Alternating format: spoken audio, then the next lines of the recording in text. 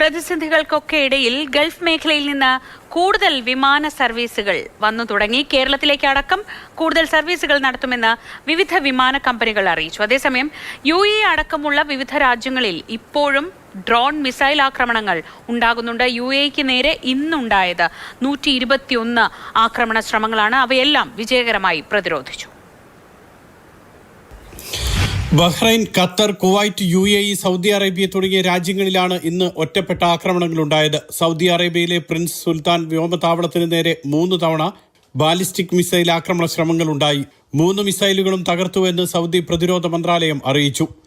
UAEയിലും കുവൈറ്റിലും ഒറ്റപ്പെട്ട ആക്രമണ ശ്രമങ്ങളുണ്ടായി. കുവൈറ്റിലെ അമേരിക്കൻ സൈനിക താവളം ലക്ഷ്യമാക്കി ആക്രമണം നടത്തിയെന്ന് ഇറാൻ അവകാശപ്പെട്ടു. പക്ഷേ കുവൈറ്റ് ഇക്കാര്യം സ്ഥിരീകരിച്ചിട്ടില്ല.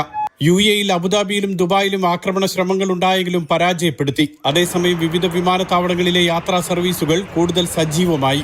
കഴിഞ്ഞ 3 ദിവസത്തിനിടെ 1140 സർവീസുകൾ നടത്തിയതായി ദുബായ് അന്താരാഷ്ട്ര വിമാനത്താവളം അറിയിച്ചു.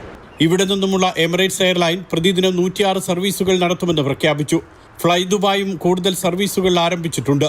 അബുദാബിയിൽ നിന്നും കൂടുതൽ സർവീസുകൾ തുടങ്ങിയതായും ബുക്കിംഗ് ആരംഭിച്ചതായും ഇത്തിഹാദ് എയർവേസ് വ്യക്തമാക്കി. മസ്കറ്റിൽ നിന്നും എയർ ഇന്ത്യ എക്സ്പ്രസും കൂടുതൽ സർവീസുകൾ തുടങ്ങിയിട്ടുണ്ട്.